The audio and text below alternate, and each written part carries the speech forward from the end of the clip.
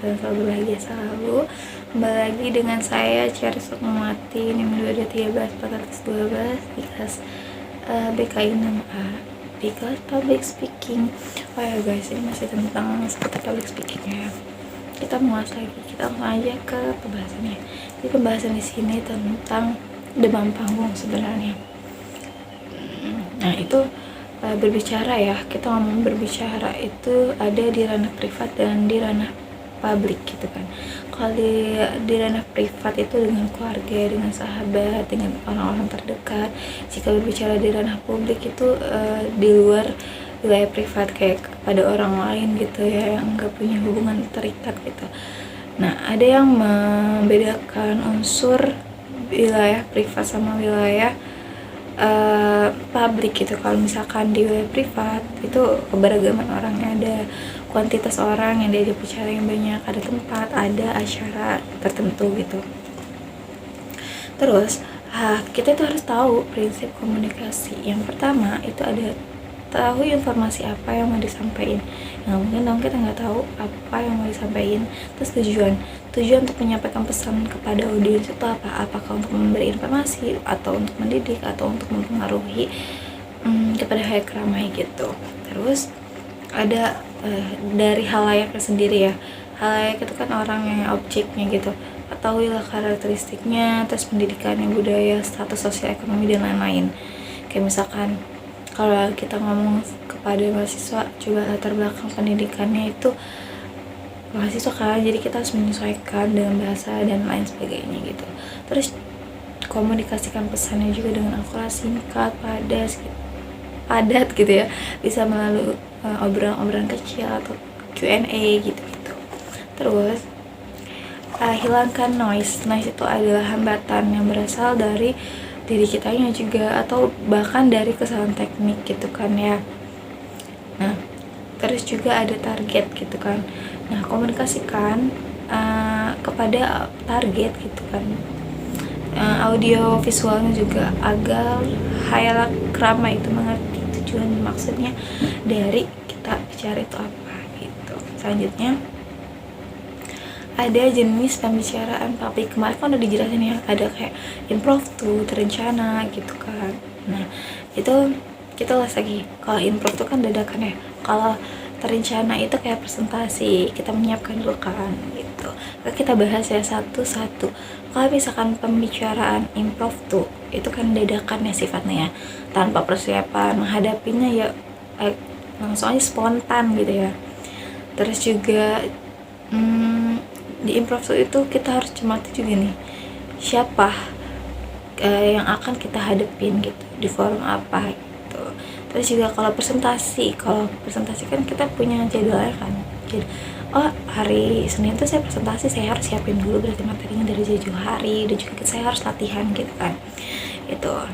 Terus kalau moderator itu merupakan orang yang mengarahkan acara, membuka, mengatur gitu kan, mengendalikan suasana gitu ya, mesti paham akan apa yang disampaikan juga sih. Terus ada pidato. Orang yang pidato, ada beberapa jenis nih pidato nih. Ada pemaparan informasi pidatonya, terus ada pengarahan atau pemotivasian gitu, untuk memberi motivasi gitu ya. Pidato serah terima jabatan bisa jadi. Terus juga ada pidato menerima dan memberikan toast gitu. Terus juga ada MC nih, Master of Ceremony, yang biasanya sering kita lihat ya di berbagai acara pasti ada MC-nya gitu. MC itu berbeda dengan moderator gitu. MC membacakan susunan acara dalam suatu acara di sebuah acara gitu, tanpa memiliki hak untuk mengintervensikan isi acara tersebut, menjelaskan gitu lah. Nah kalau moderator tuh lebih memiliki kebebasan untuk menyampaikan maksud dan tujuan dari presentasi, menjadi presentator lah ya, atau nggak juru bicara gitu. Berbicara dalam wawancara, ada interviewer, pewawancara, dan interview yang diwawancara. Kalau interviewer itu netral sifatnya ya, tidak boleh bertele-tele dalam bertanya, gak boleh memojokkan narasumber gitu. Kalau interviewer itu harus fokus sama penjelasan yang dia jelasin gitu. Kalau presentasi membicarakan atau menghadirkan, mengusulkan, membahas, menerangkan atau mempraktekkan, biasanya kalau mahasiswa kan sering ya kita presentasi, itu udah biasa ya, gitulah. Selanjutnya ada resep sukses untuk presentasi. Ya, pertama adalah research atau riset ya tadi yang udah dijelasin itu apa coba, audiensnya, tempatnya, materinya gitu kan ya, biarin lebih paham gitu untuk mensukseskan presentasi itu.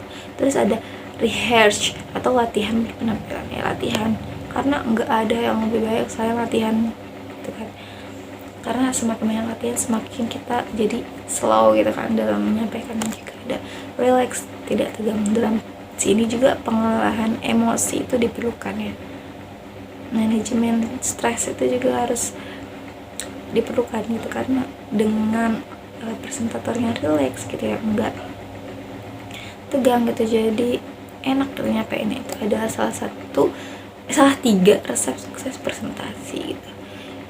Nah, ciri-ciri presentasi biasanya bersifat formal, matang, terencana, ada PPT-nya, dipandu oleh moderator gitu, ada audiensnya tentunya, punya sesi tanya jawab gitu. Nah, di sini ada jenis dan metode presentasi. Yang pertama ada gaya kuliah, presenter menjadi pusat perhatian gitu.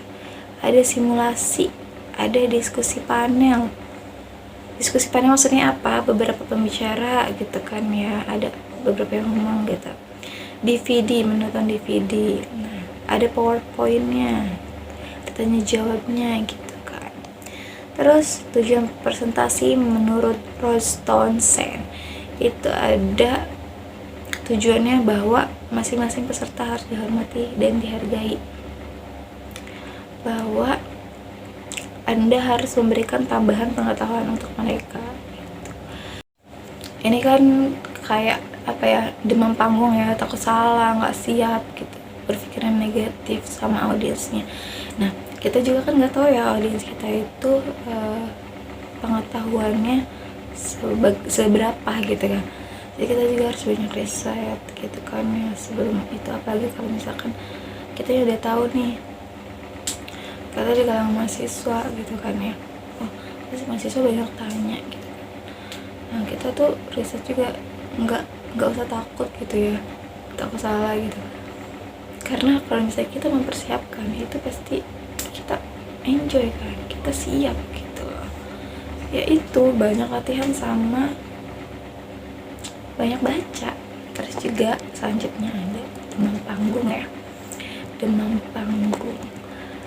panggung itu apa sih, kayak gugup kan ya, kitanya jadi mules. Banyak sih demam panggung itu orang kalau merasakan demam panggung, ada yang mules, ada yang sakit perut gitu, ada yang keringet dingin, ada yang gugup gitu, gemeter tangannya, suaranya juga gemeter gitu kan ya. Itu kan mengakibatkan jadi hambatan juga ya, kayak dari suaranya, terus juga dari audiens yang ngeliat kitanya kayak, wah yang presentatornya aja ini demam panggung gitu loh ya, gimana dia mau menyampaikan informasi dengan tenang gitu loh. Terus juga ada demam panggung itu karena kurangnya pengalaman dan persiapan, terus rasa takut gagal, tidak menyukai suara dan penampilan diri sendiri, kurang waktu atau usaha untuk mempersiapkan mental, kurangnya harga diri. Menurut aku karena pernah juga ada demam panggung gitu, iya sih bener, kayak kurangnya persiapan tuh nggak terlalu, tapi adanya rasa takut dalam diri, takut gagal itu sih. Maksudnya ya udah jalanin aja dulu, karena kitanya udah mempersiapkan dengan matang gitu ya, insyaallah akan lanjut ke tahap berikutnya gitu, atau kita berhasil gitu kan. Nah, gimana sih cara menundukkan rasa takut gitu ya? Terapkan tujuan yang jelas gitu kan. Bayangkan diri kamu itu adalah seorang pakar dan sangat mengerti tentang materi yang mau dipresentasikan gitu. dan menghilangkan pikiran negatif. Ya itu tadi, hilangkan pikiran negatif kalau kita nggak bisa, kita takut gagal gitu kan ya. Nah udah, terus udah gitu ada ya gimana ya, berbicara gitu harus banyak latihan gitu ya. Ya tentunya kita juga harus banyak latihan lagi sih. Kalau presentasi itu harus banyak latihan ya, karena ya rasa takut itu kan wajar gitu, manusiawi. Biarkan rasa takut itu ada, jangan dihilangkan sama sekali gitu. Karena kalau nggak ada rasa takut juga kayak aneh gitu kan ya, gimana sih nggak punya rasa takut itu tuh gimana ya, aneh gitu loh. Jadi wajar lah ya, jangan dijadikan alasan utama untuk gak berkembang gitu ya. Kalau misalkan dalam public speaking ya, dengan learning journal kayak gini juga sih sebenarnya ngelatih ya, ngelatih untuk pede, karena kan kita nggak tahu ya siapa yang nonton aja di YouTube itu. Terus juga kan lebih kayak, walaupun aku ya belum, tutur katanya belum bagus dalam video ini juga gitu, tapi kan setidaknya gitu aku bisa pede ngeliat muka aku sendiri di kamera gitu. Itu sih guys, jadi itu sih. Dan setelah kemarin kelas itu dikasih tugas juga ya buat cerpen, dan ada beberapa tugas soal gitu. Nah, alhamdulillahnya ya, itu bagus sih, karena ya aku sendiri pun juga suka nulis cerpen gitu, fun aja nulisnya gitu ya, walaupun nggak bagus-bagus banget gitu, tapi nggak apa-apa, itu kan sebagai hiburan diri sendiri, kita melatih kreativitas aja itu ya guys. Jadi ya kalau demam panggung itu diobatinya atau ditanganinya dengan berlatih, dengan pengalaman stres yang baik gitu ya. Kadang tuh demam panggung kan karena nggak siap, karena takut gagal, hilangkan pikiran itu, dipersiapin gitu. Kita juga ada quotes nih kayak gini, jangan pikirin gimana nanti, tapi nanti gimana gitu. Oke, sekian aja. Semoga teman-teman juga dapat menjalani hari-harinya dengan baik dan bahagia dan sehat selalu. Oke, bimbing kelas ini salam mencerahkan. Bye bye.